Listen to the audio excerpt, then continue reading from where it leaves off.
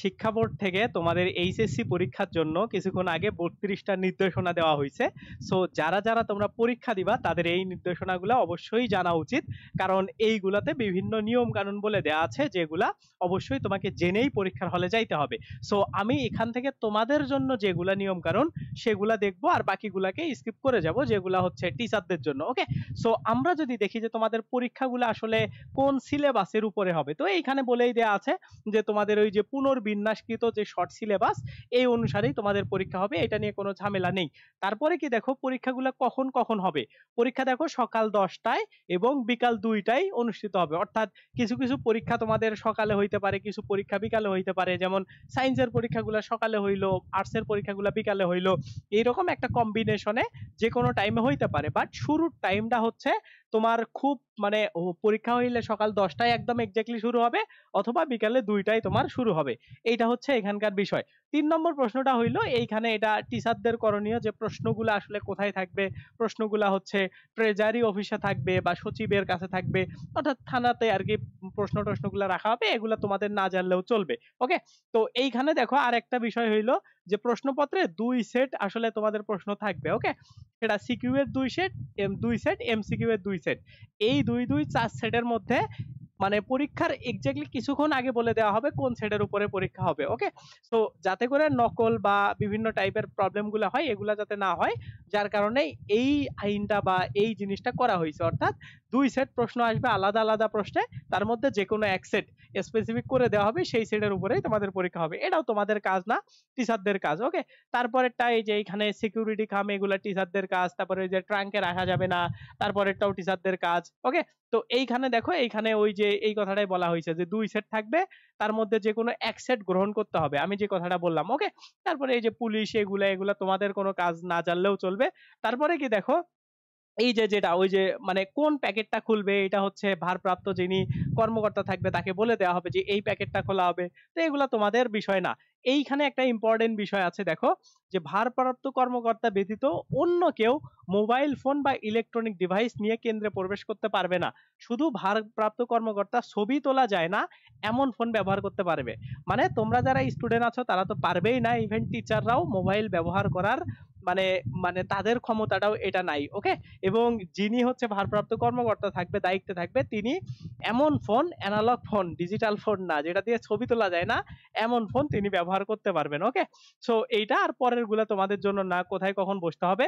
এই জায়গাতে একটা খুবই গুরুত্বপূর্ণ জিনিস আছে, সেটা হলো কি যে পরীক্ষা শুরুর 30 মিনিট পূর্বে শিক্ষার্থীকে পরীক্ষার কক্ষে অবশ্যই প্রবেশ করানোর ব্যবস্থা গ্রহণ করতে হবে। এই সময় কোনো শিক্ষার্থী আসলে ভারপ্রাপ্ত কর্মকর্তা বিশেষ বিবেচনায়, মানে এই কথাটা বলা হয়েছে এখানে যে অবশ্যই অবশ্যই 30 মিনিট পূর্বে, অর্থাৎ তোমার যদি সকাল 10টায় পরীক্ষা হয় তোমাকে অবশ্যই 9টা 30 মিনিটের আগে প্রবেশ করতে হবে।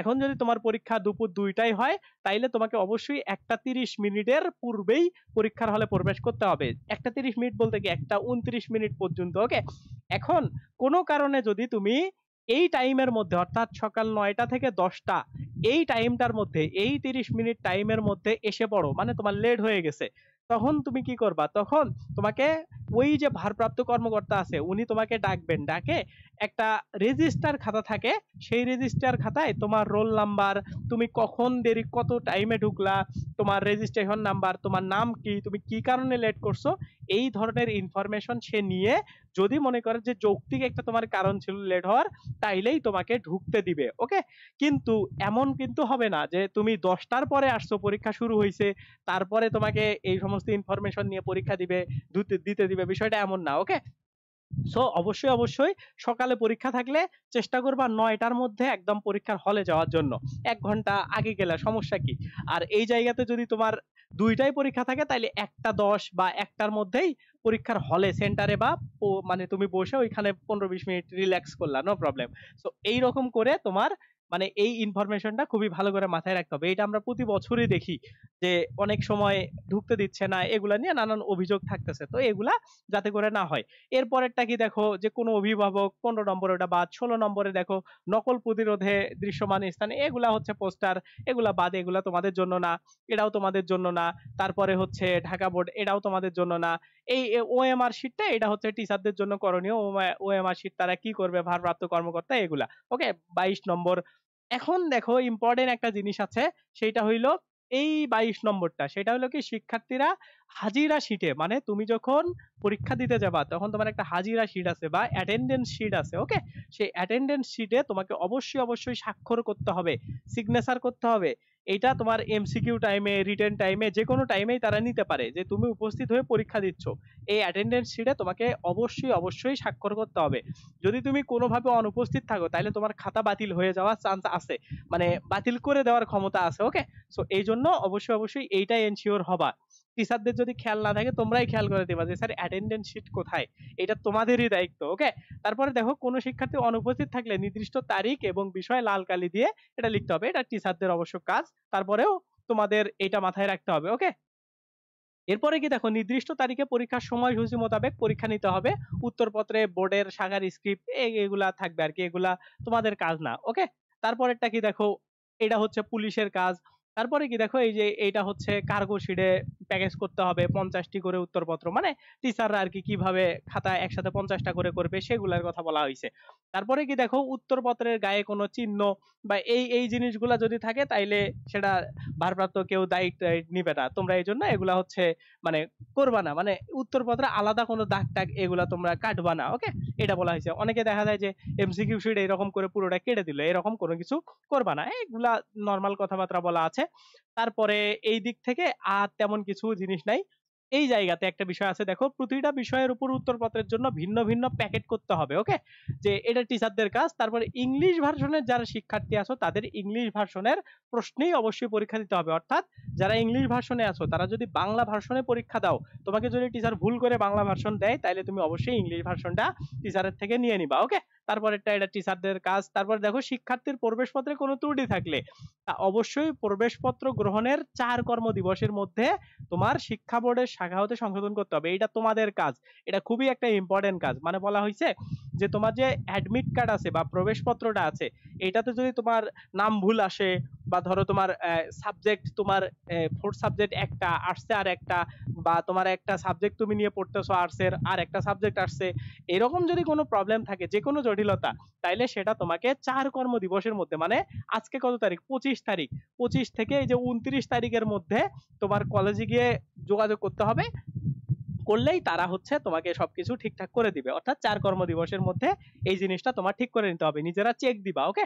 তারপরে কি দেখো, পরীক্ষা চলাকালীন সময়ে কেন্দ্র বা ভেন্যুর মানে এটা হচ্ছে বলা হয়েছে যে পরীক্ষা যেদিন চলবে সেই দিন শুধু কেন্দ্রের যে কলেজ আছে ওইটা বন্ধ থাকবে, বাকি দিন চালু থাকবে, এটা তোমাদের কাজ না।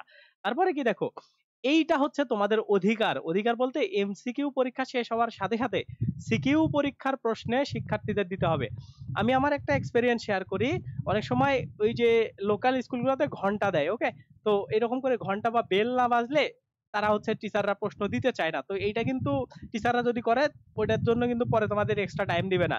এমসিকিউ এর টাইম শেষ হওয়ার সাথে সাথে, মানে 50 সেকেন্ডের মধ্যে পুরো ক্লাসের মধ্যে প্রশ্ন বিতরণ করে দিতে হবে। এইটাই হচ্ছে তোমাদের রাইট এবং এইটা তোমরা অবশ্যই নিবা। মানে কোনো টাইম ডিলে করা যাবে না, এই কথাটা এখানে বলা হয়েছে, ওকে? কোনোভাবেই এমসিকিউ শিট ফেরত নেওয়ার পরে সিকিউ শিটের প্রশ্নপত্র সরবরাহ করা যাবে না। মানে আগে এমসিকিউ তুলবে টিচাররা, তারপরে তোমাকে দিবে, এমনটা না। তোমাকে টাইম শেষ হওয়া মাত্রই তারা একদম স্পেসিফিক ভাবে দিয়ে দিবে, ওকে? তারপরে কি দেখো, এইখানে বলা হয়েছে যে পরীক্ষার হলে শুধুমাত্র অ্যানালগ কাঁটাযুক্ত ঘড়ি, মানে যে ঘড়ি এই যে আমার হাতে যেটা আছে এটা ডিজিটাল ঘড়ি, ওকে? এইরকম ঘড়ি চলবে না। তোমার অ্যানালগ ঘড়ি যেগুলো কাঁটা দিয়ে চলে, কোনো কিছু কানেক্টেড না, ইন্টারনেট কানেক্টেড না, এমন ঘড়ি ব্যবহার করা যাবে। বাকি কোনো ইলেকট্রনিক ডিভাইস, ইলেকট্রনিক ঘড়ি কোনো কিছুই ব্যবহার করতে পারবা না তোমরা। এটাতে কিছু কিছু জিনিস আছে, যেমন তোমরা পানির জন্য পানি খাইতে পারবা, মাস্ক নিয়ে যাইতে পারবা, পানির একটা ছোট বোতল নিয়ে যাইতে পারবা, চশমা ইউজ করতে পারবা, এসবই কোনো সমস্যা নেই, ওকে? তারপরে কি দেখো, 32 নম্বর হচ্ছে এইচএসসি পরীক্ষা। এটা হচ্ছে বর্ষাকালে যেহেতু অনুষ্ঠিত হবে, এটা তাদের কাজ যে যদি বর্ষাকালে অনুষ্ঠিত হবে, আহ, অনেক সময় বিদ্যুৎ চলে যাইতে পারে, তো ভারপ্রাপ্ত কর্মকর্তা মানে সবাইকে বলবে যারা বিদ্যুৎ অফিসে আছে যে আমাদের এই সেন্টারে যাতে ভুলেও বিদ্যুৎ না চলে যায়। তো এই কথাগুলো আর কি। তো এইটাই। আর 33 নম্বরটা এগুলা হচ্ছে তথ্য সরবরাহে, এগুলা আর কি বলা হয়েছে যে হল কর্তৃপক্ষ বলছে। তো মোটামুটি এইগুলার মধ্যে তোমাদের ইম্পর্টেন্ট যে তথ্যগুলা ছিল এগুলো আমি দিয়ে দিছি। আশা করি তোমাদের কাজে আসবে এবং আমরা আপডেট গুলাও তোমাদেরকে এইচএসসি দেওয়ার ট্রাই করব। তোমরা আমাদের সাথে অবশ্যই অবশ্যই সাবস্ক্রাইব করে যুক্ত হয়ে যাবা, সবার আগে আপডেট তথ্যগুলা পাবা এবং এইচএসসি পরীক্ষাতে এবং আমাদের গাইডলাইন ভিডিও আছে, ওগুলা এইচএসসি পরীক্ষাতেও তোমাদেরকে অনেক বেশি হেল্প করবে। তো অবশ্যই অবশ্যই আমাদের চ্যানেলটা সাবস্ক্রাইব করে দিও, ভিডিওটাতে লাইক দিও। দেখা হবে নেক্সট কোনো আপডেট বা গাইডলাইন ভিডিওতে। আল্লাহ হাফেজ, টেক কেয়ার, বাই বাই।